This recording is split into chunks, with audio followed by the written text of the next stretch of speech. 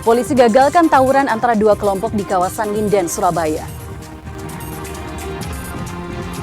Pasca dilantik, Eri Cahyadi fokus tangani banjir dan bangun infrastruktur. 49 kereta api angkutan lebaran dioperasikan untuk arus mudik dan balik.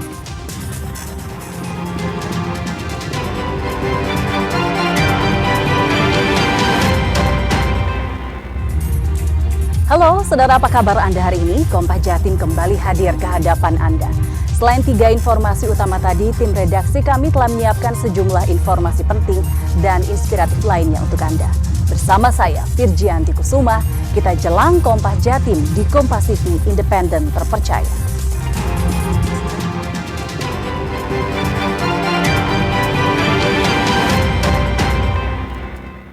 Kita buka Kompas Jatim dengan sorotan pertama dari Kota Bangkalan. Saudara, Badan Narkotika Nasional Provinsi BNNP Jawa Timur menangkap tersangka AM, kurir yang membawa 15 kg sabu di depan Pasar Langkap, Kecamatan Burneh. Mereka juga menggeledah rumah bandar narkoba MD untuk mencari barang bukti tambahan. BNNP Jawa Timur menyergap kurir 15 kg sabu berinisial AM berbekal nama dan ciri-ciri tersangka. Penyergapan ini dilakukan saat tersangka AM melintas di depan Pasar Langkap Burneh, Bangkalan. Dari tangan tersangka, BNNP Jawa Timur menyita 15 kg sabu yang akan diantarkan ke Polsek Socah, Bangkalan. Dari pengakuan tersangka AM, 15 kg sabu akan diantarkan ke rumah bandar berinisial MD di Polsek Socah, Bangkalan. BNNP dan Brimopolda Jawa Timur juga menggeledah rumah MD untuk mencari barang bukti tambahan, namun tidak menemukan sabu. Penggeledahan kita lakukan karena dari penanganan kita yang 15 kilo kemarin atas nama AM itu mengirim barang bukti atau mengirim barang 15 kilo itu ke sini. Itu dari pembuntutan yang kita lakukan. Itu barang dari mana, Bang? Kalau yang sudah kita butuh itu dari lokasi di Trawas. Berapa kilo? Sementara untuk hasil laboratorium netonya 15 kilo. Dalam penggeledahan ini, BNNP Jawa Timur menemukan dan menyita uang, perhiasan, dan senjata tajam atau sajam. Sementara pemilik rumah sudah kabur saat BNNP Jawa Timur dan polisi tiba di lokasi. Didin Muhyiddin, Kompas TV Bangkalan, Jawa Timur. Sebelumnya diinformasikan Badan Narkotika Nasional Provinsi BNNP Jawa Timur dan Badan Narkotika Nasional Kota Surabaya menggeledah rumah kontrakan kurir narkoba di kawasan Dupak, Surabaya. Penggeledahan ini untuk mencari barang bukti tambahan pasca tersangka AM kedapatan membawa barang bukti 15 kg sabu. Setelah menangkap seorang kurir narkoba jenis sabu berinisial AM di kawasan Bangkalan, Madura, BNNP Jawa Timur dan BNN Kota Surabaya menggeledah sebuah rumah kontrakan tersangka di kawasan Dupak, Surabaya. Penggeledahan ini untuk mencari tambahan barang bukti. Namun penggeledahan kali ini tidak ditemukan barang bukti di rumah kontrakan tersangka. Menurut Kepala BNN Kota Surabaya, Kombes Pol Heru Prasetyo, ada 4 lokasi yang dilakukan penggeledahan dengan tersangka AM. Selain di kawasan Dupak, penggeledahan juga dilakukan di kawasan Tegalsari, Surabaya, dan 2 lokasi di kawasan Bangkalan, Madura. Kami melakukan upaya penggeledahan untuk mencari dan menemukan benda atau barang yang diduga ada kaitannya dengan peristiwa tindak pidana dimaksud. Apakah ada temuan, Pak? Temuan, Pak, hari ini, Pak? Dari hasil penjelasan Katim Penggeledahan, Bapak Didik disampaikan tidak ada barang atau benda yang ditemukan berkaitan dengan tindak pidana yang terjadi. Sementara itu, tersangka AM bersama istri dan seorang anaknya sudah 4 bulan mengkontrak di rumah ini. Kepada pemilik kontrakan, tersangka mengaku bekerja sebagai tukang parkir dan dikenal ramah. Gimana, Bu, setelah ada penggeledahan kayak gini kaget nggak, Bu? Kaget, Pak. Kaget itu. Waktu itu nggak ada kecurigaan gitu, Bu? Nggak ada, Pak. Soalnya dia tuh ramah, orangnya memang humble, nggak banyak ngomong juga. Rumahnya ini setiap hari ditempati atau sering ditinggal? Nah, saya kurang tahu Pak, soalnya saya kan sudah tidak tinggal di sini lagi. Sebelumnya, BNNP Jawa Timur menangkap kurir narkoba berinisial AM di Bangkalan, Madura dengan membawa 15 kg sabu sebagai barang bukti. Barang haram ini dibawa tersangka dari Mojokerto dan akan diserahkan ke penerima di kawasan Bangkalan, Madura. Mahendra Triginanjar, Misbahul Munir, Kompas TV Surabaya, Jawa Timur. Polsek Sukolilo Surabaya menggagalkan aksi tawuran antara dua kelompok pemuda di kawasan Nginden Intan Surabaya Selasa dini hari di saat waktu sahur. Polisi menangkap 8 pelaku dan menyita beberapa sepeda motor di lokasi kejadian.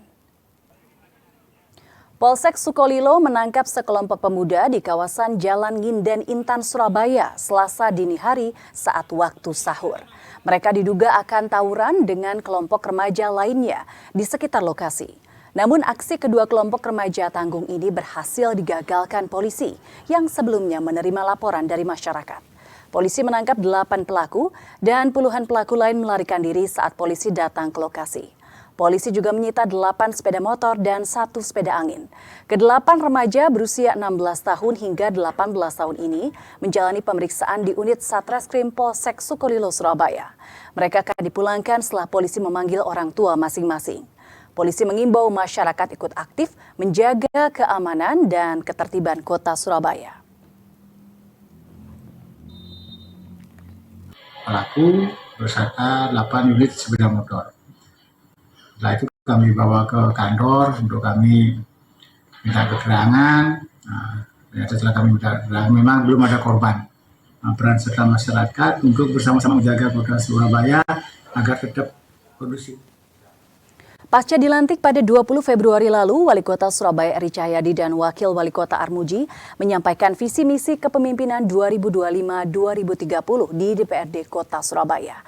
Menurut Eri, dirinya akan fokus pada penanganan banjir dan pembangunan infrastruktur penghubung Jalan Surabaya Raya. Penyampaian visi misi dilakukan di ruang rapat paripurna DPRD Surabaya.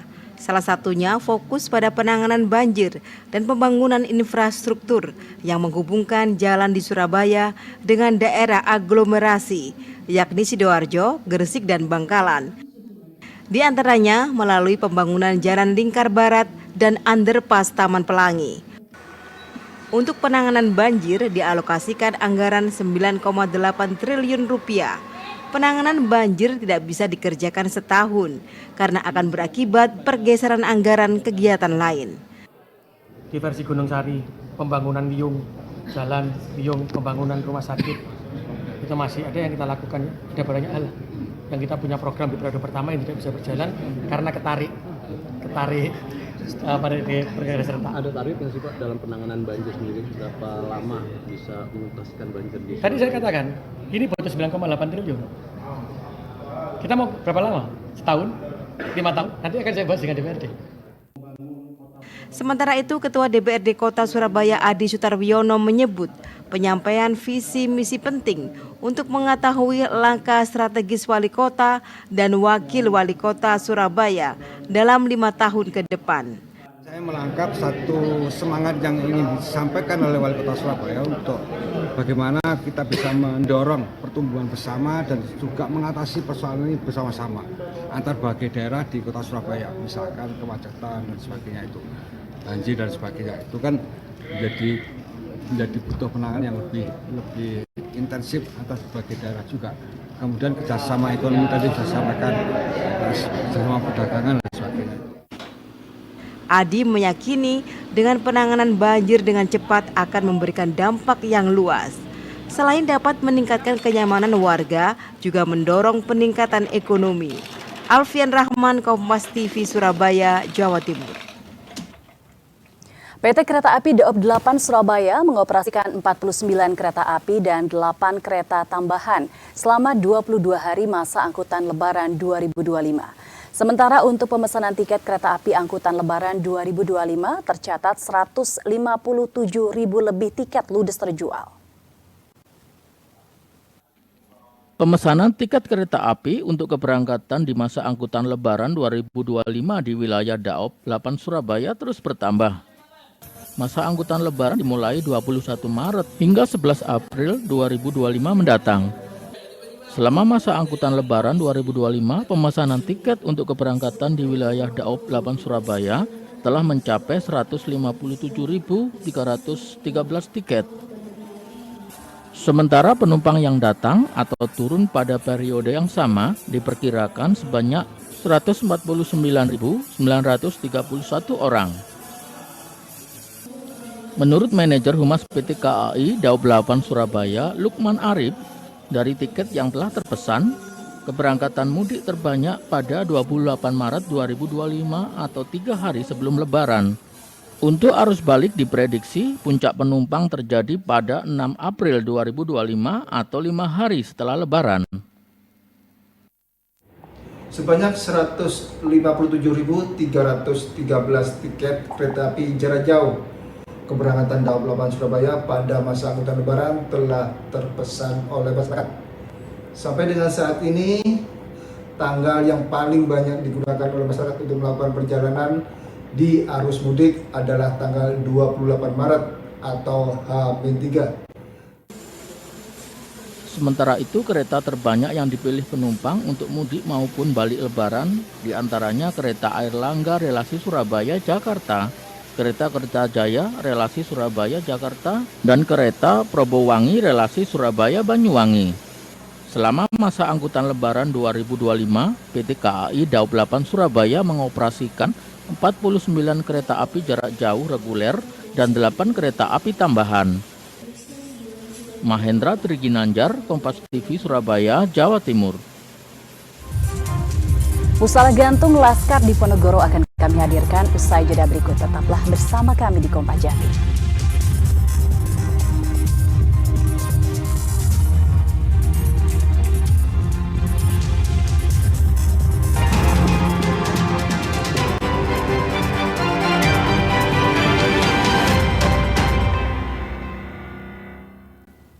Menteri Koordinator Bidang Pangan Zulkifli Hasan menegaskan pemerintah tidak akan mengimpor beras. Ini karena seluruh wilayah penghasil beras menghasilkan panen melimpah yang mampu mencukupi kebutuhan, salah satunya di Kabupaten Ngawi.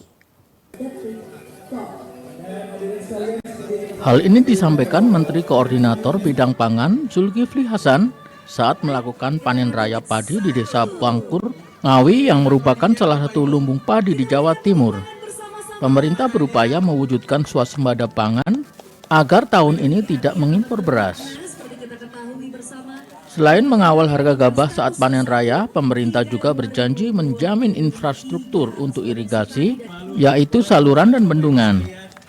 Sawahnya bagus karena irigasinya bagus, diperbaiki. Kalau kabupaten provinsi nggak bisa, pusat bisa memperbaiki irigasi. Kalau sudah nanam bagus, hasilnya melimpah, maka pemerintah harus hadir melalui Bulog, beli gabahnya dengan harga paling kurang 6.500. Jadi kalau satu rangka ini bisa, maka insya Allah tahun ini kita tidak perlu impor beras lagi. Sementara itu, Wakil Gubernur Jawa Timur Emil Dardak juga memastikan panen raya di Ngawi bisa mencapai target 3 juta ton. Bulog Jawa Timur siap membeli gabah petani dengan harga minimal Rp6.500 per kilogram. Dijamin belinya di harga Rp6.500. Nah ini hari ini ditengok langsung oleh Pak Menko untuk memastikan bahwa itu betul terlaksana. Ini kebetulan panen raya ya, panen raya dan kabar baik karena kita memasuki bulan Ramadan. Kita juga khawatir kalau terjadi lonjakan harga. Tapi kita juga ingin memastikan panen raya tidak berarti harganya turun ya Pak Bupati. Ya inilah sebabnya maka hari ini fokusnya adalah memastikan bahwa Bulog benar-benar bisa membeli. Menteri Koordinator Bidang Pangan Zulkifli Hasan juga menyatakan pemerintah menjamin harga beras tidak anjlok saat panen raya. Hendra Setiawan, Kompas TV Ngawi, Jawa Timur. Tim Satgas Pangan Polda Jawa Timur dan jajaran terkait melakukan sidak di Pasar Tradisional Surabaya. Mereka juga memantau ketersediaan dan harga sembako. Dalam sidak tersebut ditemukan harga sejumlah kebutuhan bahan pokok naik, namun stok dipastikan masih aman.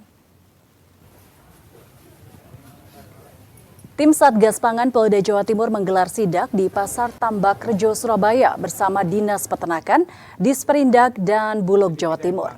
Petugas mendatangi setiap lapak pedagang di pasar, mulai lapak pedagang sembako, daging sapi, dan ayam. Sidak dan pantauan pasar ini dilakukan untuk memastikan ketersediaan stok dan harga sembako selama bulan puasa. Dari hasil sidak ini, kenaikan harga terjadi pada sejumlah kebutuhan pokok, seperti harga cabai kecil yang naik dari Rp60.000 menjadi Rp80.000 hingga Rp90.000 per kilogram. Daging ayam juga mengalami kenaikan dari harga Rp34.000 menjadi Rp36.000 per kilogram.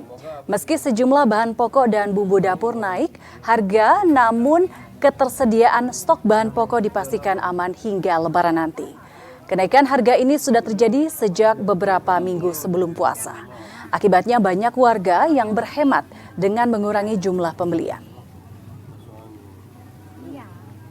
Insya Allah semua dalam keadaan aman terkendali. Jadi stok untuk wilayah Jawa Timur, khususnya Surabaya, ini tidak mengalami kekurangan dan kami menjamin dari seluruh yang hadir hari ini bahwasannya stok di bulan suci Ramadan ini semuanya ada, masyarakat jangan panik, insya Allah bisa mengcover sampai dengan Lebaran nanti. Biasanya kalau lomba acar beli 1 kilo langganan buat jualan. Sekarang ya setengah kilo. Karena mahal itu Bu ya? Iya, karena mahal itu. Berapa Bu lombok sekarang? Lombok sekarang 80. 80 ya. Jualin. Sebelumnya ya 20. Ya 25 itu langsung naik. Kalau harga lombok itu naik enggak masalah. Kalau harga beras, harga sembako itu kalau naik itu bisa diturunkan. Polanya pasar itu enggak ada orang masuk pasar.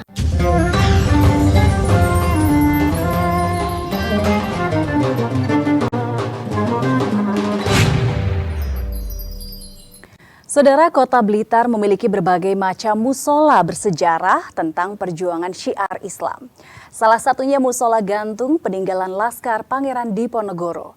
Meski sudah berumur lebih dari 2 abad, konstruksi bangunan dari kayu jati dan dinding anyaman bambu masih kokoh dan terjaga keasliannya. Indah dan unik saat kita berkunjung ke musola gantung yang berada di Kelurahan Plosok Kerep, Kecamatan Sananwetan, Kota Blitar. Meski bangunannya terlihat kecil, namun musola ini menyimpan banyak sejarah tentang syiar Islam di Kota Blitar. Musola An-Nur itu berdiri berkisar antara tahun 1826 hingga 1830 yang dibangun oleh salah satu prajurit Laskar Pangeran Diponegoro, yakni Iro Dikoro. Iro Dikoro berasal dari Jawa Tengah, salah satu prajurit Pangeran Diponegoro yang ikut dalam bergerilya melawan penjajah Belanda. Iro Dikoro sengaja membangun musola dengan menggantung atau tidak bersinggungan dengan tanah. Hal itu agar terhindar dari gangguan binatang buas saat melakukan kegiatan di dalam musola karena dulunya wilayah tersebut masih berwujud hutan. Meskipun sudah 1 kali direnovasi, kondisi musola itu terawat dengan baik dan detail bangunannya masih banyak menggunakan bahan asli ketika awal dibangun.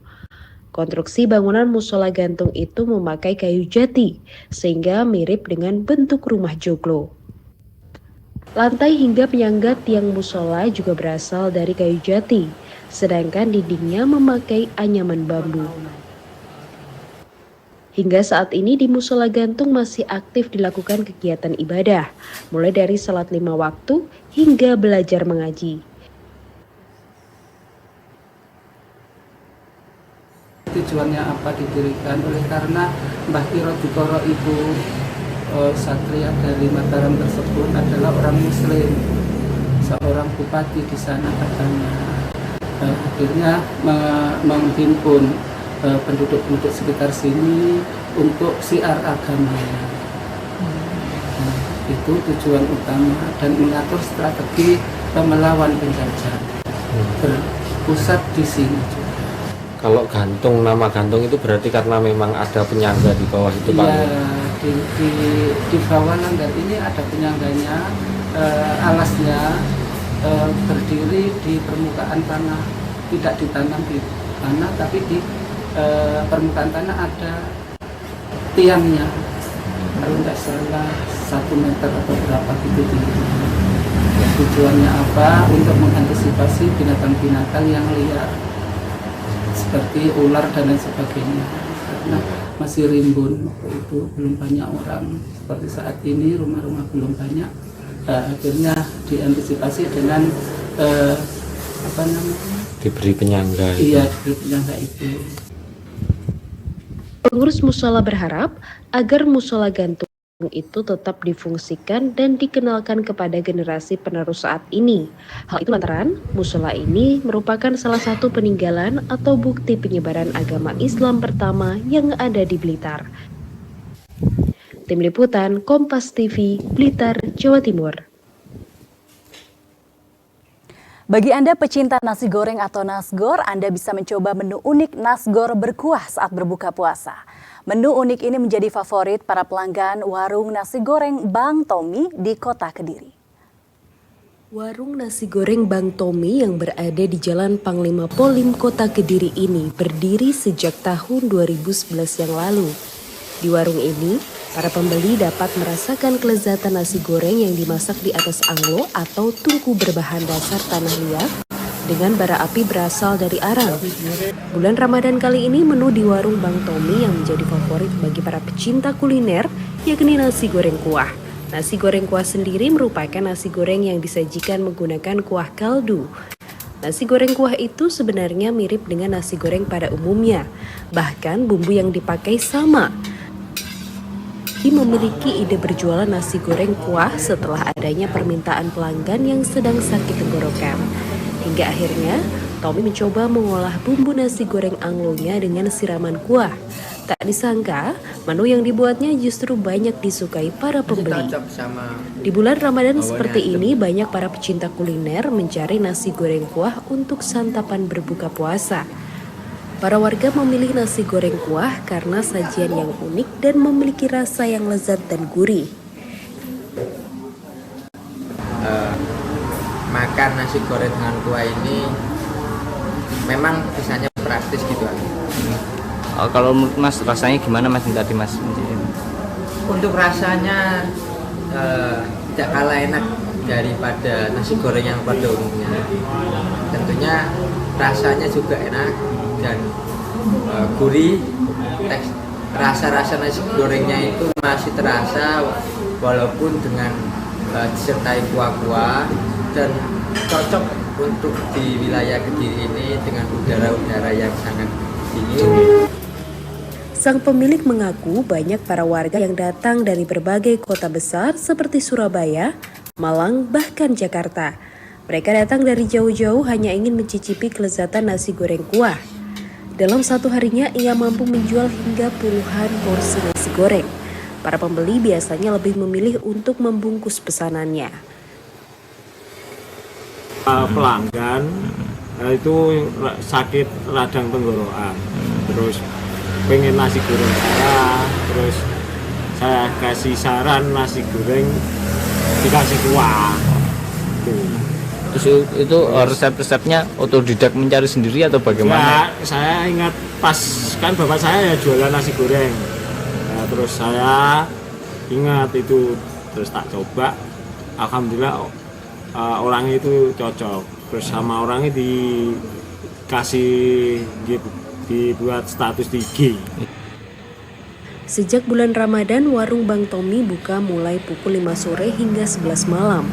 Para pecinta kuliner hanya cukup menyisihkan uang Rp15.000 saja untuk bisa menikmati gurihnya nasi goreng kuah. Tim Liputan Kompas TV, Kediri, Jawa Timur.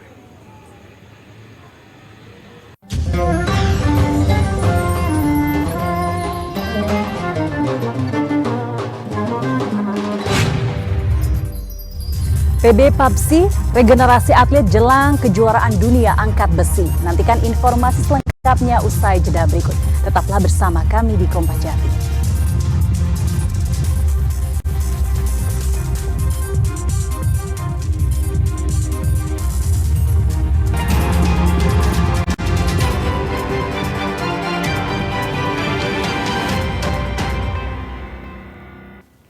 Saudara, Kapten Persipura Jayapura Boas Solosa bertekad membawa tim berjuluk Mutiara Hitam kembali ke Liga 1 pada musim depan. Sang kapten menolak pensiun dari pemain sepak bola meski usia sudah tak produktif. Kapten Persipura Jayapura Boas Solosa sebentar lagi akan memasuki usia 39 tahun. Namun kiprahnya di sepak bola masih terus bersinar. 1 golnya ke gawang Persibo Bojonegoro pada pertandingan playoff Liga 2 di Stadion Mandala Jayapura memastikan tim Mutiara Hitam bertahan di Liga 2 musim depan. Hingga kini pemain kelahiran 16 Maret 1986 itu belum memikirkan untuk gantung sepatu atau pensiun di akhir musim ini. Pemain yang identik dengan nomor 86 itu masih punya satu keinginan yang belum dicapai, yakni membawa Persipura kembali ke kompetisi tertinggi Indonesia, Liga 1 pada musim depan. Tujuan saya tetap masih berada di tim, semua kembali ke coach, dan tujuan saya bahwa saya harus kembali membawa tim ini kembali ke Liga 1. Saya rasa kita bisa. Siapkan regenerasi atlet, PB PABSI akan mengirim atlet remaja dan junior menuju kejuaraan dunia junior dan remaja 2025. Dari sejumlah nama yang disiapkan terdapat nama lifter potensial Kevin Andrian dan Al-Yaumolida Karina Pertiwi di sektor putri. Dan informasi ini sekaligus menutup jumpa kita di Kompas Jatim hari ini. Jangan lupa saudara untuk menyaksikan live streaming kami di kompas.tv dan channel YouTube Kompas TV Jawa Timur. Kompas TV independen terpercaya. Saya Virgianti Kusuma, sampai jumpa. PB PABSI terus berupaya menelurkan talenta muda potensial. Terbaru, PB PABSI membawa beberapa atlet junior dan remaja untuk bergabung di Pelatnas. Atlet-atlet potensial ini diproyeksikan mengikuti sejumlah kejuaraan junior dan remaja bergengsi. Salah satunya kejuaraan dunia junior dan remaja 2025 yang akan dihelat di Kota Lima, Peru mulai 30 April. Setidaknya ada 6 atlet remaja yang ditempa di Pelatnas. 5 diantaranya merupakan wajah baru hasil pantauan tim pemandu bakat seperti Alia Maulida Kartina Pertiwi asal Banten. Sementara lifter potensial Kevin Andrian memang sudah sejak 2023 berlatih di Pelatnas. Pelatnas Youth ini kita mempersiapkan nanti untuk terutama ya Olympic Youth ya 2026, kemudian nanti 2025 Oktober ada Asian Youth Game. Jadi kita juga mempersiapkan atlet untuk itu semua, baik Asia maupun Olimpik. Alhamdulillah persiapannya sejauh ini lumayan lancar. Semoga aja nanti dengan persiapan ini bisa tampil terbaik di Peru. Selain atlet remaja, sejumlah atlet junior juga tengah dipersiapkan mengikuti kejuaraan dunia di Peru. Di antaranya Tita Nur Cahya di kelas 49 kg putri dan Yuda Permana kelas 61 kg putra. Angga Nuriski, Kompas TV, Jakarta.